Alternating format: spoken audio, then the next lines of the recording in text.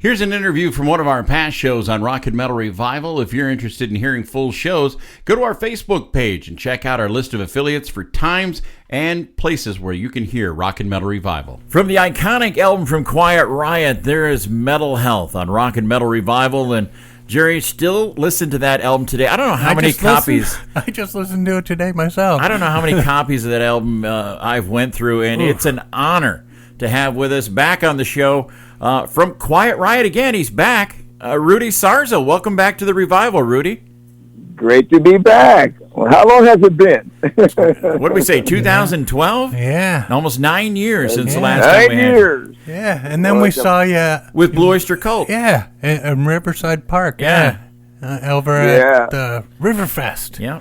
Yeah, with the pecan pie. We didn't bring the gluten-free pecan pie though, so he wasn't happy with us. I still love. I'm cutting down a little bit on the pecan pie. My wife found this brand that is sugarless, but it still tastes sweet. They got to be getting the sweetness from something, and it's probably not going to be healthy. So Yeah. You'll find out down the road. Yeah.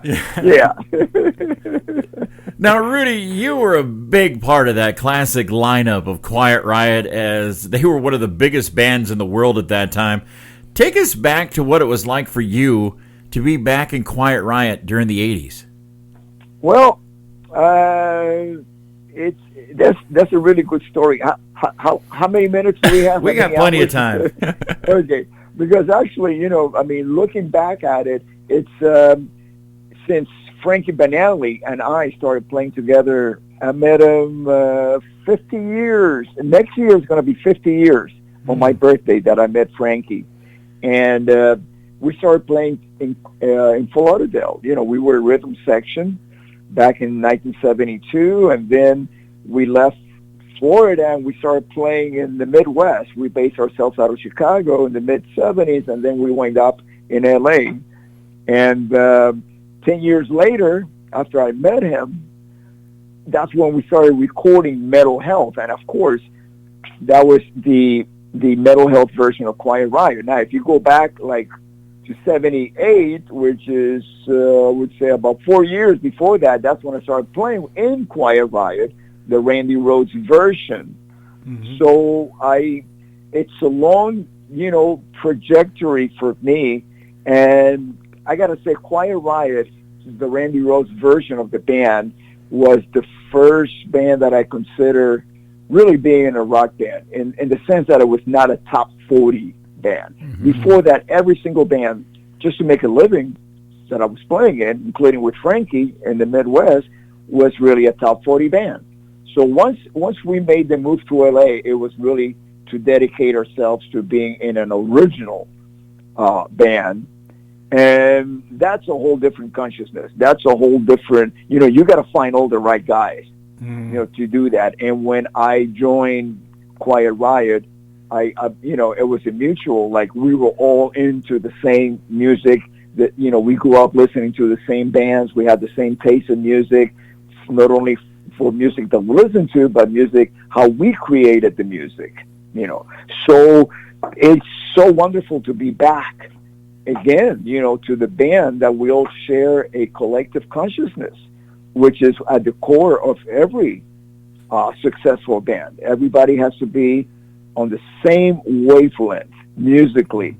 And even back then, we didn't talk about anything else but music. I have no idea what the political inclinations of any of the guys in the band were. Mm-hmm. I have no idea of anything else. Religion, I don't know. We never talked about that. Mm-hmm. We only talk about the music. That's all we did. Nice. So what brought you back to Quiet Riot? Well, a few things. One of them was that after Frankie passed away, and I thanks to his wife, Regina, and I say thanks to her because at this time, Frankie was pretty much out of it with the medication that he was taking, and, painkillers and so on. So, and during COVID, I couldn't go and see him until the last 2 days before he passed. I saw him at his house on a Wednesday. His wife asked me to come over because he was requesting to see me, and I saw him at his home. And then he was transferred to the hospital the next day on a Thursday, and his wife arranged for me to be able to enter the hospital. This is in August of last year, right at the peak. Yeah. I mean, we're still in it, but this one it was like, really bad. Yeah. Really, and she was able to manage to have me come in, and I was with him about 2 hours before he passed away. Wow. It just before the person passes away, it's a very intimate moment. It's very painful, and it was one of those moments with Regina and his daughter Ashley. So I felt that they really needed this moment privately, and so I left when it just got to that moment. Very not only painful but very private. Oh yeah. And so what happened was a few days after he passed, I came over to to spend some time with Regina, and she asked me, this is about a year ago, so it's been something that she told me that Frankie was going to ask me to come back to the group before he passed away, and this is my way of honoring Frankie.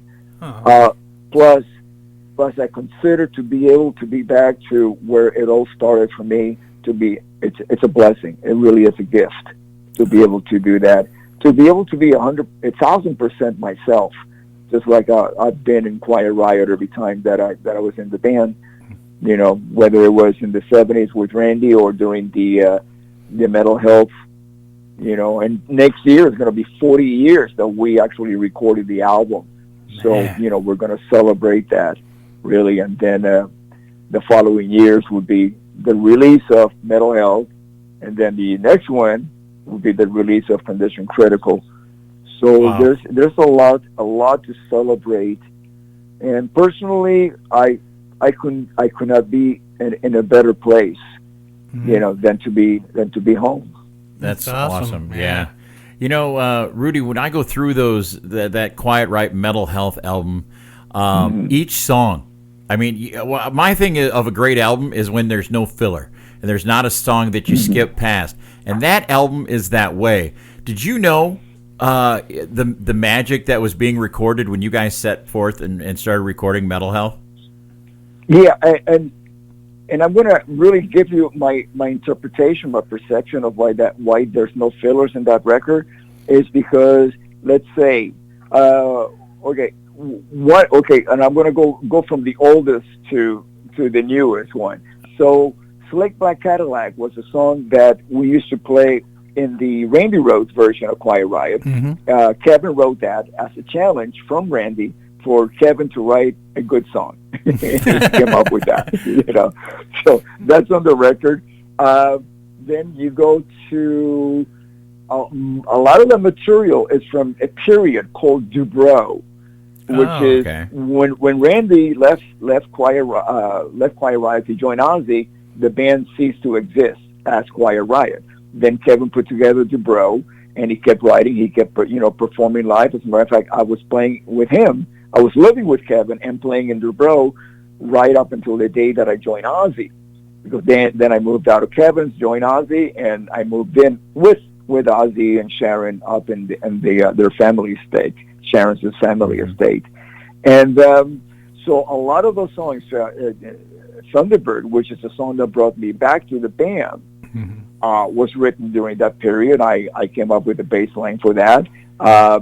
That was the first song that I went back in, and the reason why I went back, that I went to record for that session. So, except for Bang Your Head and Don't Want to Let You Go, those were songs that Carlos brought in. Bang Your Head was originally called No More Booze, and that was a song that he did in his band called Snow.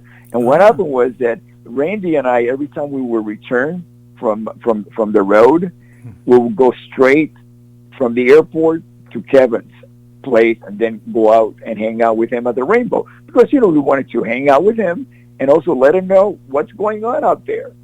Because there's no, 40 years ago, there's no social media, there's no YouTube, no Instagram, nothing. So you have no idea that there was actually the British invasion of new metal coming in the early 80s, and we with Ozzy, we were in the thick of it.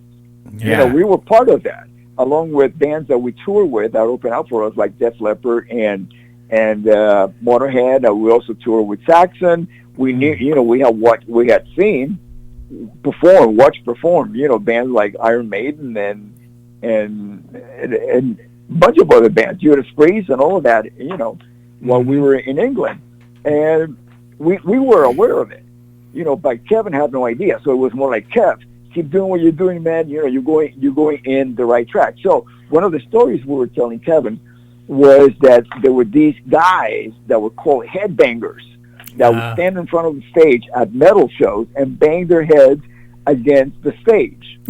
So he took that whole imagery, the vision of that going on, and changed the lyrics of "No More Booze" to "Metal Health, bang your head." Nice. Yeah, that's cool. That's very cool. Now, you're going to be playing songs you haven't played in a while. Which Quiet Riot song are you looking forward to playing live the most? Oh, all of them. Yeah, I've been going over the set list, and it's just like, it's going back home. I mean, you know where everything is, So it's just a matter, there was a certain style of playing that it reflects on that record, just like Triplets, let's say Breathless and Run for Cover, a lot of that, really fast bass riffs that I have no need to play like that in the last few years, playing with Blue Oyster Cult like I did and playing with currently with the Guess Who. So it's just a matter of getting my chops up to that speed, and it's coming along really nice. I'm really looking forward to it.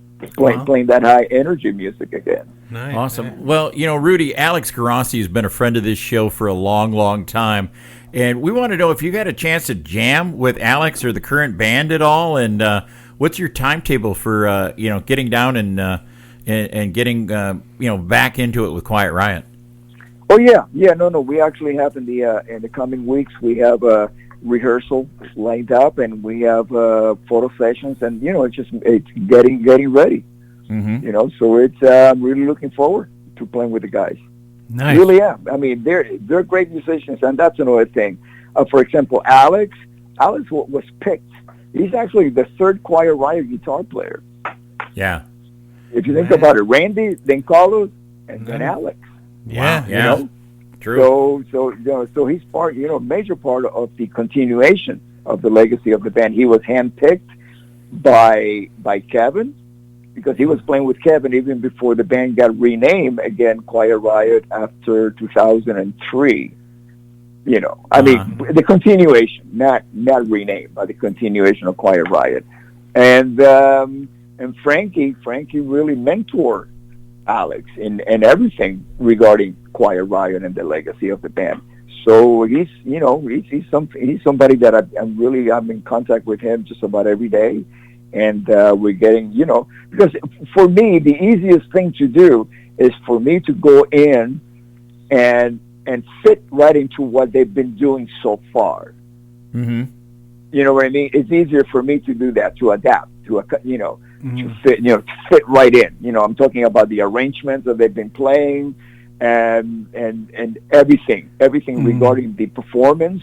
The pacing of the show, the set list, how it goes, all of that. It's much easier for me to go in there than to start from scratch, because it's they've been doing it for a while. Exactly. As it is. So